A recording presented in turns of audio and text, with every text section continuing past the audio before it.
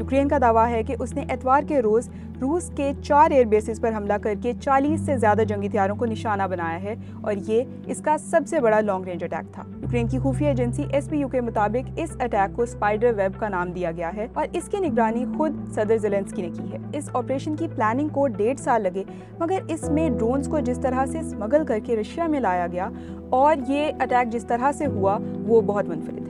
इस हमले में यूक्रेन ने 117 ड्रोन्स इस्तेमाल किए जो लकड़ी के मोबाइल कैबिन में छुपाए गए थे। ये कैबिन्स जिनकी छतें ऑटोमेटिकली खुल सकती हैं, इन्हें ट्रकों पर रखकर रूस के फिजाई अड्डों के करीब पहुंचाया गया। फिर मुनासिब वक्त पर इन ड्रोन से हमला किया गया। बताया जा रहा है कि जिन रशियन बेसिस को निशाना बनाया गया है उनमें से 2 यूक्रेन से हजारों मील दूर वाक़ हैं। SBU के ज़राए के मुताबिक ये पूरी कार्रवाई नकलो हमल के लिहाज से इंतहाई पेचीदा थी। ज़राए ने बताया कि SBU ने सबसे पहले FPV ड्रोन्स रूस में स्मगल किए और फिर लकड़ी के मोबाइल कैबिन्स मुंतकिल किए गए और रूसी सरजमीन पर पहुंचने के बाद ये ड्रोन्स इन कैबिन्स की छतों के नीचे छुपाए गए जो सामान ले जाने वाले ट्रकों पर रखे गए थे। रूसी मीडिया ने भी ये कंफर्म किया है कि ड्रोन्स ने ट्रकों से हमला किया। हमले में होने वाला नुकसान। रूसी वजारत दिफा ने इस हमले की तस्दीक की है और इसे दहशतगर्दाना कार्रवाई करार दिया है। रूसी हुकाम ने होने वाले नुकसान की डिटेल्स तो नहीं दी, मगर कहा है कि इन हमलों में कई तैयारे जल गए लेकिन कोई जानी नुकसान नहीं हुआ और आग को बुझा दिया गया है। दूसरी जानिब यूक्रेनी हुकाम का कहना है कि इन हमलों से रूसी फिजाइया को तकरीबन $2 अरब